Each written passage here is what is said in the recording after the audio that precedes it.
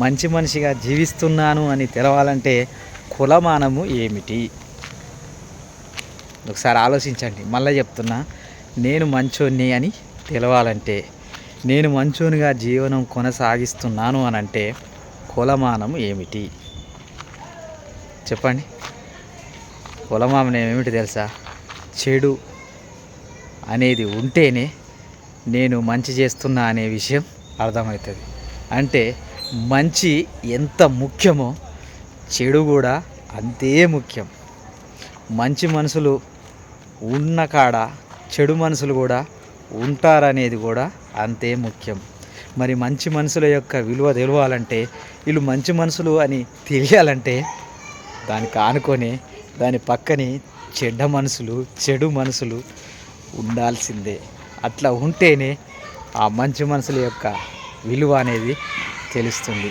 చీకటి విలువ తెలవాలని అంటే వెలుతురు అనేది ఎట్లా అవసరమో అట్లానే మంచి అనేది తెలవాలంటే చెడు అనేది కూడా ఉండాల్సిందే.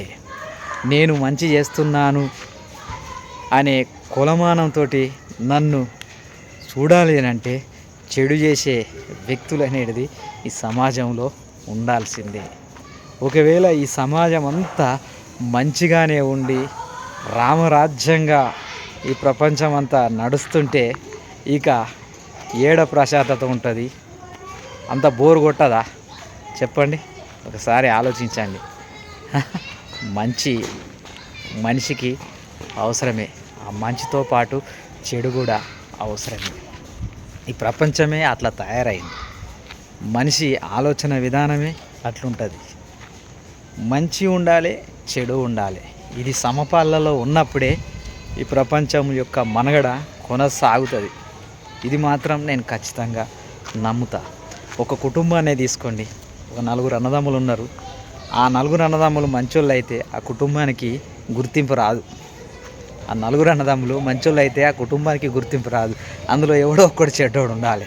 ఆ చెడ్డోడు ఉంటే వాని వల్ల ఆ ముగ్గురికి గుర్తింపు వస్తుంది. వీడు చెడబుట్టిండ్రా ఇంట్లో అని అంటారు.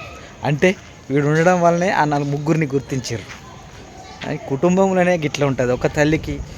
ఒక తండ్రికి పుట్టిన వాళ్ళకే గిట్లున్నప్పుడు ఇక సమాజంలో నానా రకాల మనుషులు ఉంటారు. మరి మంచి గురించి దేవులాడదాం. అందుకే దేవుడు ఆలోచించి ఇలా సృష్టి చేశాడనేది నేను ఖచ్చితంగా నమ్ముతాను. మరి మీరేమంటారు?